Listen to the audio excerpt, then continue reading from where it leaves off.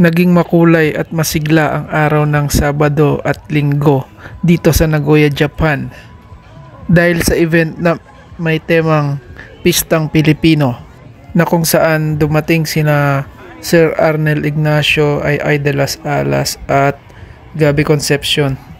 Nagkaroon din ng parada na kung saan isa ako sa naging marshal kasama ang aking kapatiran Taogama Pina Nagoya Triskelions. Nagkaroon ng iba't ibang pagtatanghal na kung saan related lahat ito sa kulturang Pinoy. Ginawa ang event na to na may temang Pistang Pilipino alinsunod sa pagdidiwang ng ating araw ng kalayaan o Independence Day. Bukod sa pagtatanghal, nagkaroon din ng beauty contest na kung saan hindi ko na videohan dahil busy nga tayo sa pagmamarshal. Merong iba't ibang stalls na kung saan matitikman natin yung iba't ibang lutong Pinoy.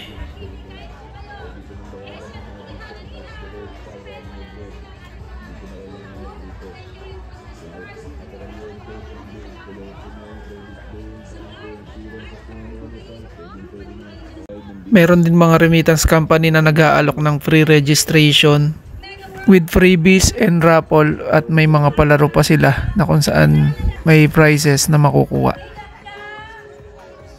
Grabe yung araw na to kahit na Sabado pa lang at karamihan sa ating mga kababayan ay may pasok.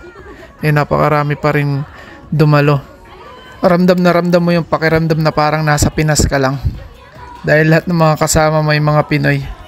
Itong event na to, ginanap to ng June 15 at June 16, Sabado-Linggo. Sabado, doon lang ako naka-attend pero nung Linggo hindi na ako naka-attend kasi may pasok na kinabukasan. Baka, alam mo na, baka malit tayo or hindi tayo makapasok. Pero nakita ko yung Linggo, grabe. Mas maraming tao kasi nga Linggo. Walang pasok lahat ng mga Pinoy. Kaya halo-halo na. Kahit Hapon, ibang lahi, andun. May mga namit akong vlogger dito sa Japan. Pero mas maraming vlogger na dumating nung Sunday. Sayang hindi ako nakasama, hindi ako nakapunta. Paano mga idol, hanggang dito na lang yung voice over natin. Pero bago ko tapusin to, shoutout muna sa Nueva Brothers from San Roque, Triskelion Chapter, under of Bamban Municipal Council. Maraming salamat sa suporta nyo mga tol. Salute!